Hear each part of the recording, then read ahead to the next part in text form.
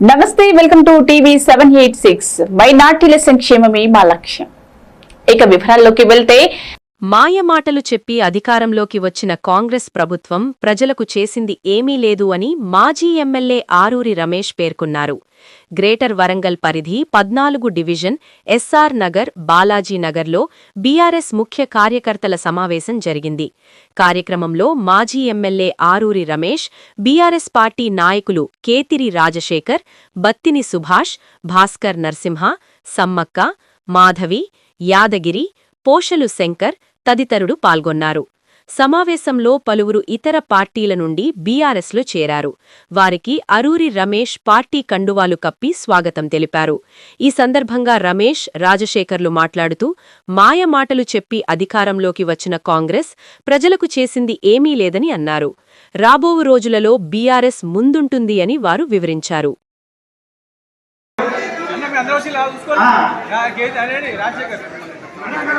ఈ ఒక్కసారి చూద్దామని చూసి అంటే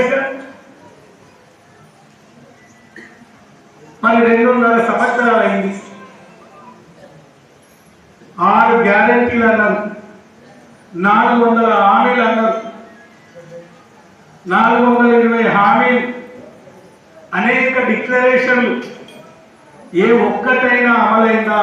దయచేసి పార్టీ శ్రేణులు మీరు ఆలోచన చెయ్యాలి. 2000 పెన్షన్లు 4000 చేస్తాను. అయిందా? వచ్చిందామా? ఆశ పడ్డలు వచ్చిందా? అత్తకు కోడలు 20,000 అన్నారు. వచ్చినాయమ్మా? వచ్చినాయేమో? మరి కేసీఆర్ గారు ఎన్నికల ముందు ఎన్నికల మేనిఫెస్టోలో పెట్టినా చెప్పినా చెప్పకపోయినా 200 నుండి 2000 పెన్షన్ చేసి, కళ్యాణ లక్ష్మి చెప్పకపోయినా 1,116 ఇచ్చిండు. మా రైతుకు చెప్పకపోయినా 7,500 రైతు బంధు అందిస్తాడు, 1,00,000 రూపాయల రుణమాఫీ చేసిండు, 24 గంటల ఉచిత కరెంట్ ఇచ్చిండు. మరి వీళ్ళు ఇన్ని హామీలు ఇచ్చి ఏదన్నా డబ్బులు చేసిందా? తులం బంగారం ఇస్తానని ఇచ్చిందా తల్లి? మా చదువుకున్న పిల్లలకు స్కూటీ అన్నారు, వచ్చిందా?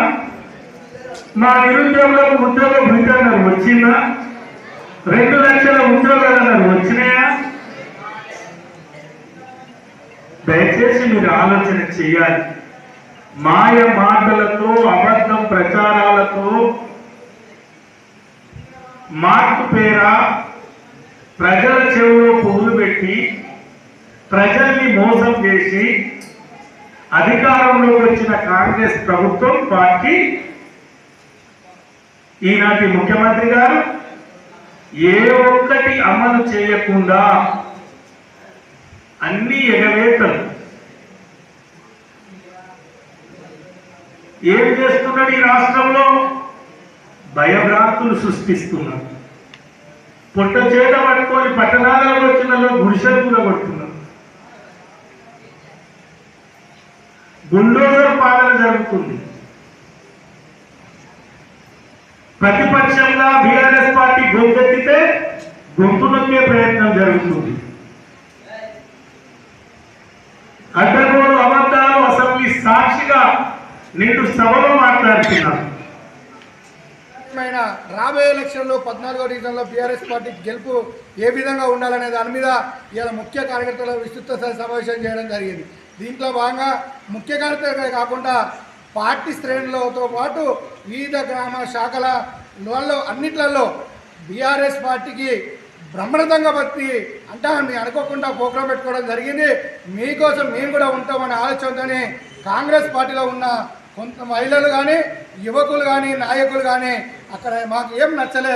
ఇదొక 14వ డివిజన్లో బీఆర్ఎస్ ప్రభుత్వంలో ఉన్నప్పుడు బీఆర్ఎస్ నాయకులతో ఏ విధంగా ఉండో ఆ విధంగా ఉండాలనే ఆలోచనతోనే సీనియరు కాంగ్రెస్ నాయకులు, మహిళలు అందరూ కూడా పెద్ద ఎత్తున ఇలా 14వ డివిజన్లో బీఆర్ఎస్ పార్టీ జెండా ఎగరాలనే ఆలోచనతోనే ఆరూరి రమేష్ అన్నకు మద్దతుగా తెలియడం జరిగింది.